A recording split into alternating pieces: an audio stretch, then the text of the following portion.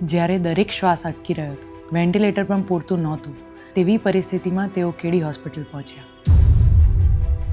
મારું નામ ડૉક્ટર માનસી ડિંડનાયક છે. હું ક્રિટિકલ કેર સ્પેશિયાલિસ્ટ છું અને ટ્રાન્સપ્લાન્ટ ઇન્ટેન્સિવિસ્ટ છું. Doctor Mukesh Patel, consultant interventional pulmonologist at K D hospital. 50 વર્ષના વરિષ્ઠ ફોટો પત્રકાર હતા. એ અમારા ઇમરજન્સી રૂમમાં એક બહુ જ ખરાબ સિરિયસ કન્ડિશન સાથે એડમિટ થયા. બીમારીની હું વાત કરું તો એમને 5-7 દિવસની બીમારીમાં શ્વાસ, ખાંસી અને તાવ સાથે એક હોસ્પિટલમાં એડમિટ થયા, જ્યાં એમને કોમ્યુનિટી એક્વાયર્ડ ન્યુમોનિયા સાથે પ્લુરલ ઇફ્યુઝન નિદાન થયું. પેશન્ટની પ્રાઇમરી ટ્રીટમેન્ટ પછી બી દર્દીની પરિસ્થિતિ બગડતી ગઈ અને એમનું ઓક્સિજનનું લેવલ ઘટતું ગયું. એટલે પેશન્ટ અમારી હોસ્પિટલમાં ફર્ધર ટ્રીટમેન્ટ માટે આવ્યું. જ્યારે કેડી હોસ્પિટલમાં દર્દી આવ્યું ત્યારે એમની પરિસ્થિતિ બહુ જ ખરાબ હતી. એમનું ઓક્સિજન લેવલ સતત ઘટતું હતું. એટલે અમારે ઇમિજિએટલી એમને વેન્ટિલેટર ઉપર મૂકવા પડ્યા. વેન્ટિલેટર ઉપર મૂક્યા પછી પણ 12 થી 24 કલાકમાં દર્દીના ઓક્સિજન લેવલમાં કોઈ જ ઇમ્પ્રુવમેન્ટ જોવા ના મળ્યું.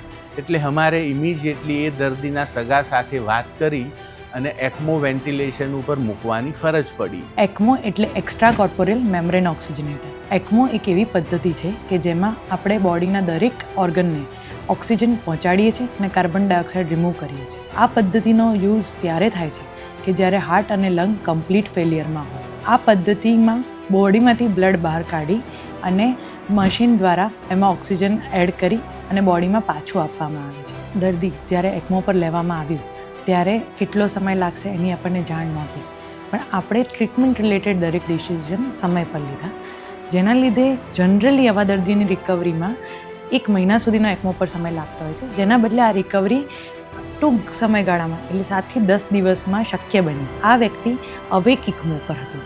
અવેક ઇક્મોનો પોતાના એડવાન્ટેજીસ હોય છે, જેમ કે આ પેશન્ટ જાગતું હોય તો સિડેશન રિલેટેડ સાઇડ ઇફેક્ટ્સ ઓછી થાય છે, એમના લંગ ખુલ્લા રહે છે, પેશન્ટનું ભાન કન્ટિન્યુઅસલી અસેસ કરી શકાય છે, જેનાથી બ્લીડિંગ રિલેટેડ કોમ્પ્લિકેશન્સ પણ ઓછા રહે છે. એક્મો એક એવી થેરાપી છે કે જે એક વ્યક્તિનું કામ નથી, જે કમ્પ્લીટ ટીમનું કામ છે, જેમાં surgical team, પલ્મોનોલોજિસ્ટ, critical care team, trend nursing staff અને પરફ્યુઝનિસ્ટ, ફિઝિયોથેરાપિસ્ટ, ન્યુટ્રિશનિસ્ટ જેવા ઘણા બધા વ્યક્તિની રિક્વાયરમેન્ટ છે. આમનામાં આપણે ટ્રેક્યોસ્ટોમી, જે આવા દર્દીઓમાં જનરલી જરૂર પડતી હોય છે, એ અવોઇડ કરી શક્યા, કારણ કે વ્યક્તિના લંગના વિનિંગ પેરામીટર્સ જે છે એ ક્લોઝ ઓબ્ઝર્વેશનમાં ટ્રેન્ડ મેન પાવર દ્વારા 24 કલાક નિગરાનીમાં હતા. ઇમિજિએટલી એક્મો વેન્ટિલેશન ઉપર મૂક્યા પછી એટલીસ્ટ ઇમિજિએટલી દર્દીની ઓક્સિજન ઘટવાની પ્રક્રિયા અટકી ગઈ. મીનવાઇલ અમારા ફર્ધર નિદાન સાથે, રિપોર્ટ સાથે પેશન્ટ્સને પ્રાઇમરી ટ્રીટમેન્ટ ચાલુ કરવામાં આવી. દર્દી ધીરે ધીરે રિકવર થયું અને 7મા દિવસે દર્દી એક્મો વેન્ટિલેશન ઉપરથી બહાર આવી ગયું. આટલી ઝડપી રિકવરી એટલે જ શક્ય બની કે દર્દીને રાઇટ ટાઈમે આપણે એક્મો વેન્ટિલેશન, જે એને એક લંગ ડાયાલિસિસ કહેવામાં આવે છે, એના પર આપણે મૂક્યું અને એનાથી એની પ્રાઇમરી જે ન્યુમોનિયાની બીમારી, પાણીની બીમારી જે ભરવાની છે એ રિકવર થવા લાગી અને દર્દી એમાંથી ઝડપી રીતે આ બીમારીમાંથી બહાર આવ્યું. અને આ દર્દી અમારું 14મા દિવસે હરતું ફરતું ચાલતું ઘરે ગયું. કેડી હોસ્પિટલનો એડવાન્ટેજ એ છે કે આપણને અહીંયા આ બધું જ એક રૂફમાં અવેલેબલ છે. મશીન ફક્ત આપણને સમય આપે છે, સરવાળે કરેલા ટ્રીટમેન્ટ ડિસિઝન્સ અને ટીમ આઉટકમ આપે છે.